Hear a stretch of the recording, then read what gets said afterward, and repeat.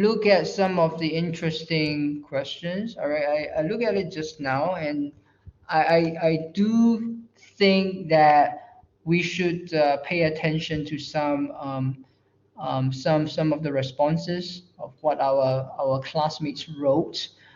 Um, I would just talk a little bit, right? A few of these responses, right?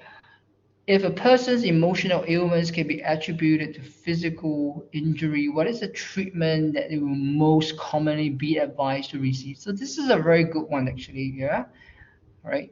Would it still be psychotherapy centered, as it would be for ailments that are caused by mental disorders? Right. It's a bit convoluted, right? Um,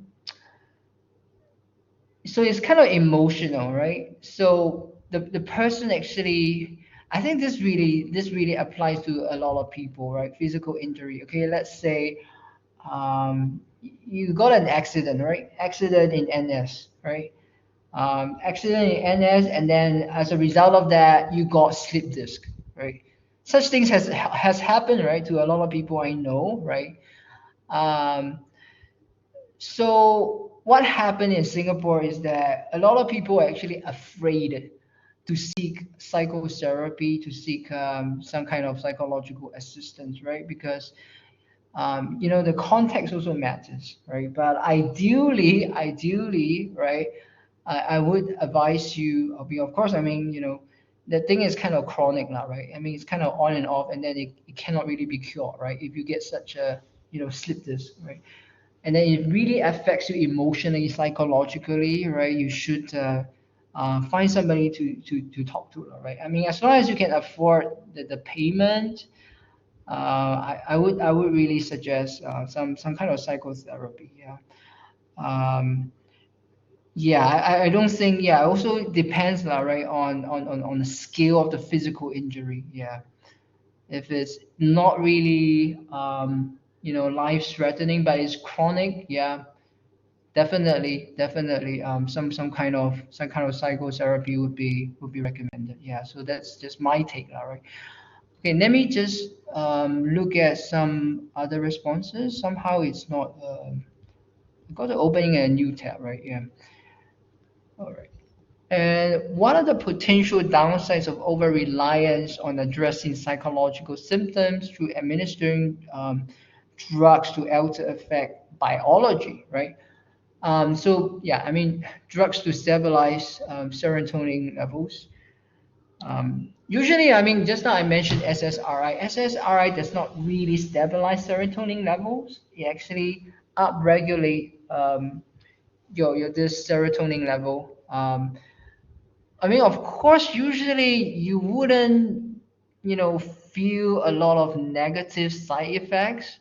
Usually, it doesn't really contain so much negative side effects, but ultimately, I mean, are you going to kind of rely on such drugs for the rest of your life? You're not, right? Yeah, there is a cycle. Yeah, I do know people who are taking SSRIs right now, fluoxetine, right? They have to stick to a regimen, right? It's like taking antibiotics, right? Yeah. And then if it works, fine, right? And then you can stop it, right? Go back to your regular life. If it doesn't work, and then if you really trust the psychiatrist, then you just basically go for another plan, pay a few hundred more dollars, right? And then, yeah, I mean, yeah, just take another SSRI. Um, so potential downside, of course, I mean, overall, I mean, money is a concern. And then I think it's also going to hurt your immune system, right? In the long run, right? But ultimately, whether SSRI will hurt your brain, will hurt your cognitive function, so far I would say the evidence is pretty much negative. Yeah. So otherwise, people will stop manufacturing the drug, right? But I mean, still is really up to you, right? I mean, up to you. How much are you willing to subscribe, right? To relying on such drugs. Yeah. All right. So let me just talk a little bit more about just maybe like two more questions. Just so I don't like that question. I don't like that question. Um, this is pretty much the same, yeah, about placebo effect only alleviate pain from a psychological perspective. If not, how does it biologically contribute to pain relief? Yeah.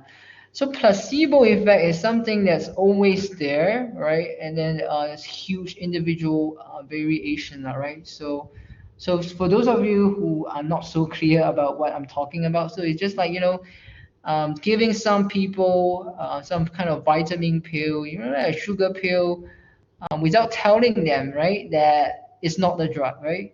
And then they just think that, that is a drug, maybe like, taking that drug and then thinking that it's SSRI, that it will cure my depression. And that has been found to work, for quite a number of people, right? So there's a lot of such studies, yeah. And then usually, yeah, I mean, as painkillers, I mean, it works, yeah. The placebo effect works.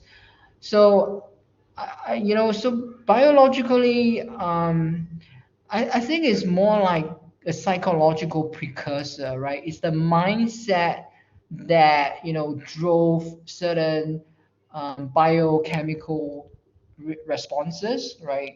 Reactions in the body, right? So it's basically how, how your mind works, right? If you really kind of trust, you kind of have this positive belief, that the drug can, make a positive impact, right?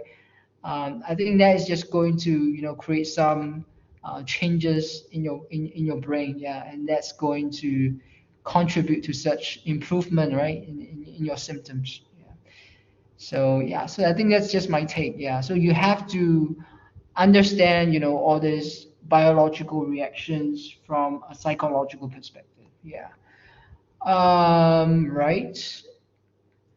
Any more else? I think this one, yeah, is what we talk about, biological research, right?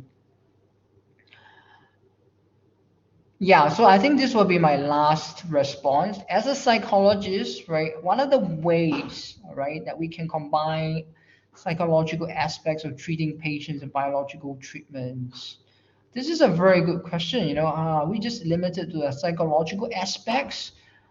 Can we also apply some knowledge of our own biological understanding? I think we need to do both. Yeah, I think we really need to do both. But I think it's very unfortunate that there's just not a lot of merging. When let's say, you have some kind of you're just sick. Okay, let's say you get COVID, right? Let's say you get COVID. You go to a private clinic. What happened, right? The MD would just, I mean, he will write you an MC, right? He will set you up for quarantine. Um, yeah, give you some Panadol, perhaps. Yeah. So, but that person, the MD, will never talk to you about psychological matters. I mean, even if that person actually know, lah, right? Yeah. So, it's just a lot of, you know, I mean, just zero communication. I mean, that's what I'm seeing, right, between, um, you know, psychologists and MDs. Yeah. So I think we need something that's more translational, that's more like complementary in nature. But I think the nature right now is that medicine right now is very focused on physiological and physical elements. So this is really, yeah, this is really for future endeavors. How do we merge medical treatments, right? Medical perspectives with psychological perspectives and treatments, right? So I really have no idea. I really have no fixed response to this, but this is, yeah, this is more like at the policy level, right? I mean, at the joint venture, what should people from both careers, right, both professions, what should they be doing? Yeah, it's up for debate. Yeah.